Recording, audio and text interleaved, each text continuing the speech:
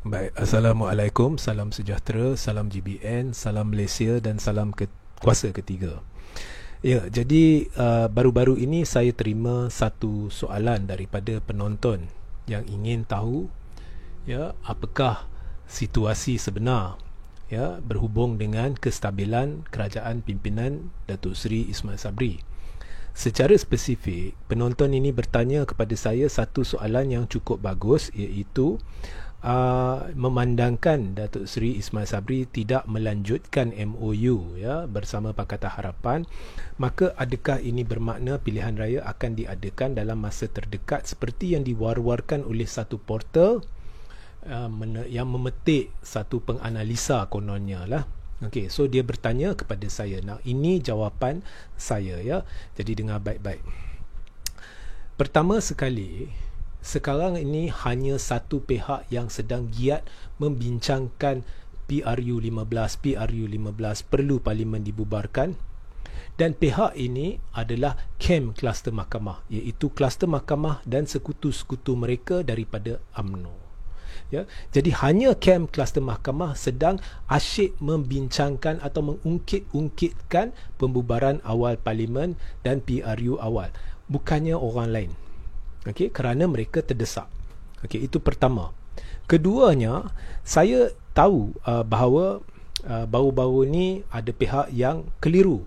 Mereka kata kalau kita dengar kem kluster mahkamah kata kerajaan pimpinan Ismail Sabri tidak stabil kerana diugut.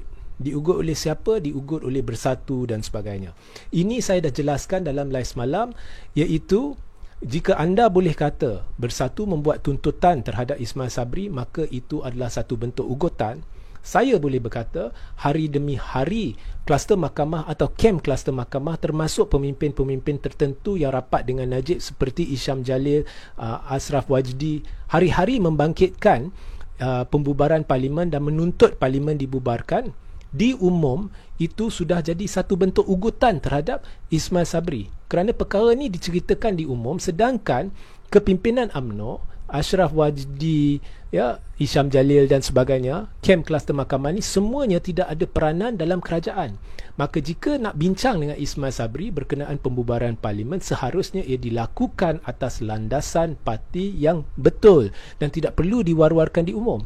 Jika diwar-warkan di umum, jika Isham Jalil, Ashraf Wajdi, Najib, Zahid dan sebagainya semua ada peranan dalam kerajaan, tidak apa. Ini tidak, mereka tidak ada peranan dalam kerajaan. Jadi isu pembubaran parlimen atau bila Ismail Sabri nak pergi menghadap Yang di-Pertuan Agong, semuanya adalah hal-hal yang di bawah bidang kuasa dan prerogatif kerajaan dan Perdana Menteri. Jadi mereka tidak ada hak untuk membincangkannya hari demi hari di umum. Apabila mereka melakukan demikian, itu satu bentuk ugutan.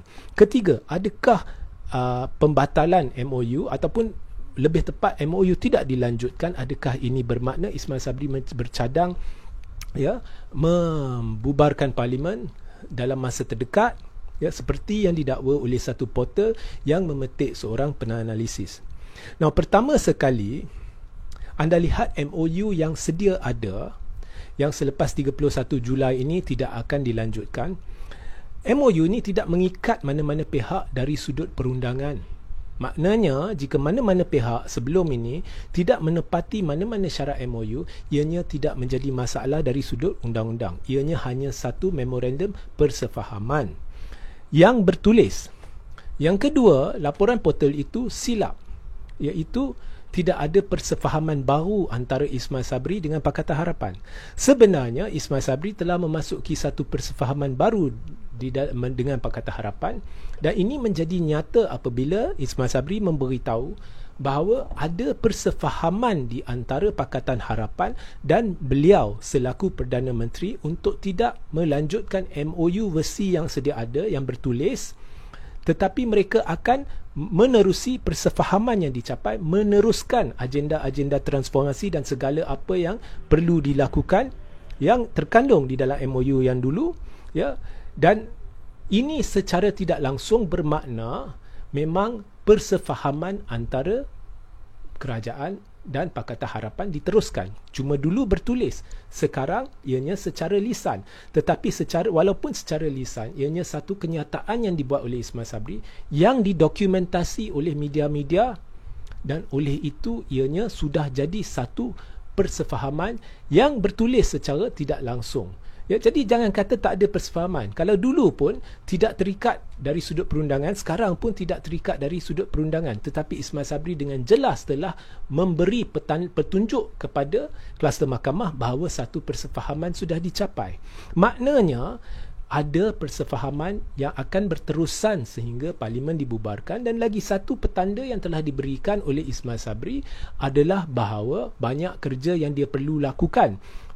Dan ini petanda paling jelas bahawa beliau tidak berniat untuk membubar parlimen dalam masa terdekat.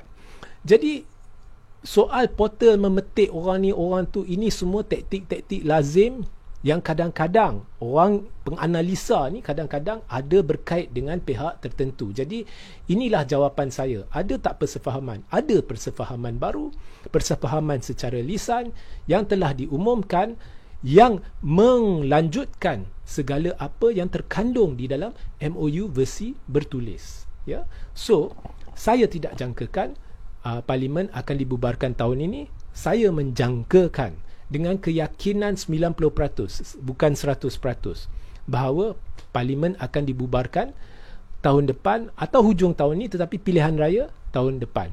Itu jangkaan saya. Ya, saya tidak 100% yakin, tapi 90% yakin. Apapun, ini hanya sebagai menjawab soalan penonton. Hakikatnya, saya tidak mungkin tahu, anda tidak mungkin tahu, dan kita jangan buang masa berdebat atau memikirkan bila parlimen akan dibubarkan, kerana kita hanya akan masuk jerat perangkap kluster mahkamah yang secara langsung atau tidak langsung sedang mengugut Ismail Sabri untuk membubarkan parlimen. Jadi itu penjelasan saya. Ya. Jadi seperti yang dijanjikan, esok saya akan buat satu live khas di mana saya akan layan soalan-soalan lanjutan yang ditanya. Hari ini saya akan habiskan live setakat ini, live pendek.